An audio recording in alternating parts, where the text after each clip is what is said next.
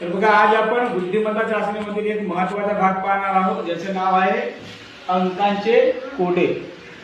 उदाहरणे यासारखी असतात बघा। हा एक उदाहरण बघा 4 5 9 2 6 3 6 11 आणि या ठिकाणी प्रश्नार्थ चिन्ह। तर या ठिकाणी कशा प्रकारे उदाहरण समजून घ्या। बघा तुम्ही निरखून पाहिलं तर तुमच्या लक्षात येईल 4 + 2 6 5 + 6 11 तर 9 + 3 12 म्हणजे आपला उत्तर हा बरोबर आहे। या ठिकाणी कोणती काय बेरीज काय बेरीज।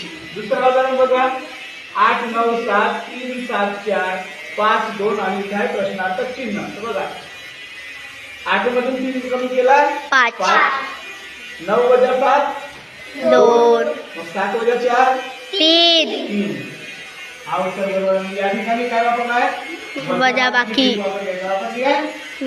वजाबाकी। नंतर बघा 4 9 6 12 7 11 48 63 आणि या ठिकाणी प्रश्नार्थक चिन्ह। तर तुम्ही निरखून जेव्हा पहा तर तुमच्या लक्षात येईल या दोघांचा गुणाकार जो आहे हा आहे बघा 12 चौक 48 7 9 63 मग 11 सका 66 या ठिकाणी काय वापरलाय गुणाकार आहे। काय आहे गुणाकार आहे। काय आहे गुणाकार। या ठिकाणी बघा 12 24 36 3 4 9 आता या ठिकाणी 4 सारणीचा आहे प्रश्नार्थ चिन्ह। बघा 12 ला तुम्ही 3 भाग द्याल तर किती येते 4 येते।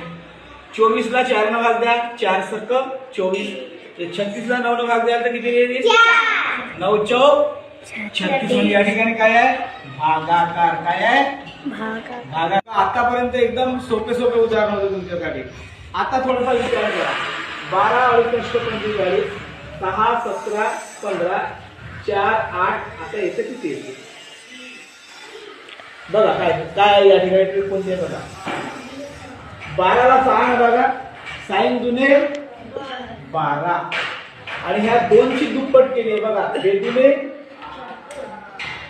4 आहे 4 17 चौक 68 4 ची दुप्पट 8 आहे 8 मग आता 15 त्रिक 45 3 ची दुप्पट 6